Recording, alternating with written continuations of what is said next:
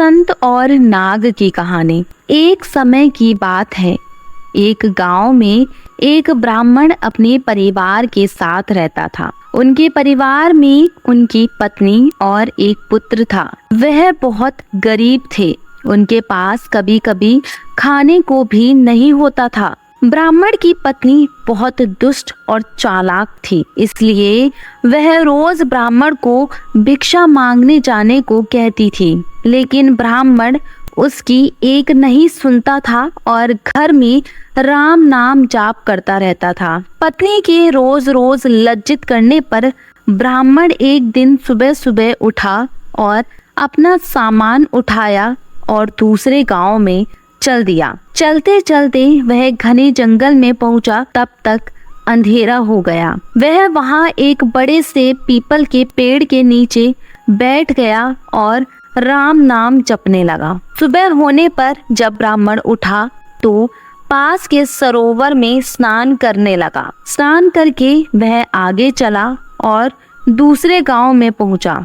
गांव वाले उससे ना तो उसकी कथा सुनना चाहते थे और ना ही उसे कोई भिक्षा दे रहा था। ब्राह्मण दुखी होकर घूम फिर से पीपल के पेड़ के नीचे आकर बैठ गया। पीपल की जड़ में विशाल सांप का बसेरा था और वह पीपल का पेड़ बहुत विशाल था। उस पेड़ की जड़ में एक विशाल काला सांप रहता था। उस ब्राह्मण ने सोचा कि मेरी कथा तो कोई सुनता नहीं है, यह कथा मैं पीपल के पेड़ को ही सुना देता हूँ। वह अपनी कथा सुनाने लगा। कथा पूर्ण होने पर पेड़ के नीचे से एक काला नाग निकला और उस ब्राह्मण को एक स्वर्ण मुद्रा देते हुए बोला, तुम रोज यूं ही यहाँ आकर मुझे कथा सुनाया करो, मैं तुम्हें रोज स्वर्ण मुद्रा दूंगा। ब्राह्मण ने उसकी बात मान ली। नाग ने कहा, तुम यह बात किसी को मत बताना,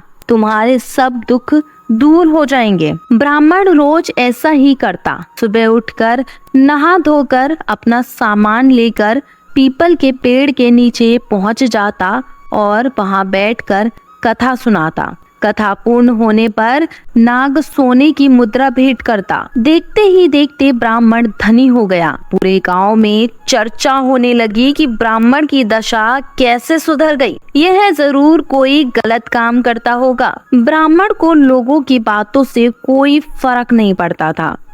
वह नित्य अपना यही कार्य करता रहता था। एक दिन गांव की कुछ औरतें ब्राह्मणी के पास गईं और उससे पूछने लगी कि आपके पति इतने धनवान कैसे हो गए? वह रोज कहाँ जाते हैं? आखिर रोज उनकी कथा कौन सुनता है? औरतों की बात सुनकर ब्राह्मणी के मन में शंका आ गई। उसने एक दिन अपने पति से पूछा कि आपको ये धन कहाँ से मिलता है, मुझे भी बताइए। ब्राह्मण बोला, तुम्हें इससे क्या मतलब है? ऐसा कहकर ब्राह्मण ब्राह्मणी की बात टाल दी।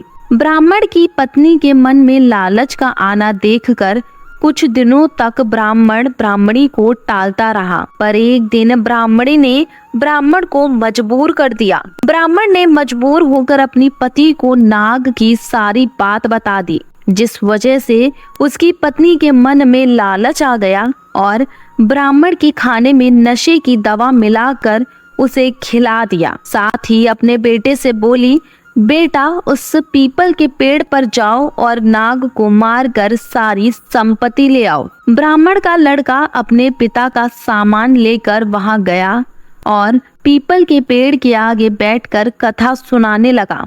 कथा पूरी होने पर वह नाग बाहर आया और उसको स्वर्ण मुद्रा देने लगा। तभी ब्राह्मण के बेटे ने कुल्हाड़ी से नाग पर वार कर दिया, जिससे नाग की पूंछ कट गई। लेकिन नाग ने भी पलटकर लड़की के पैर को डस लिया, जिससे लड़के की मौके पर ही मौत हो गई। इधर जब ब्राह्मण उठा तो उसने देखा कि उसका सामान गायब है। वह समझ गया कि कुछ तो गड़बड़ है।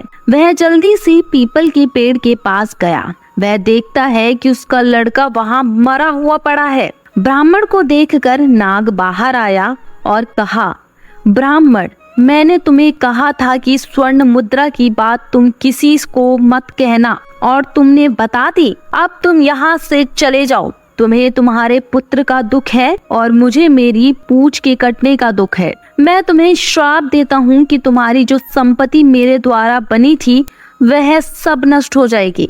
ब्राह्मण नाग देवता के मुख से यह सुनकर सर पीटता रह गया और रोता बिलखता अपने पुत्र का शव लेकर वहां से चला गया। घर जाकर अपनी पत्नी को बोला, देखो तुम्हारे लालच की वजह से हमने अपना इकलौता पुत्र गवा दिया और हमारी सारी संपत्ति भी नष्ट हो गई।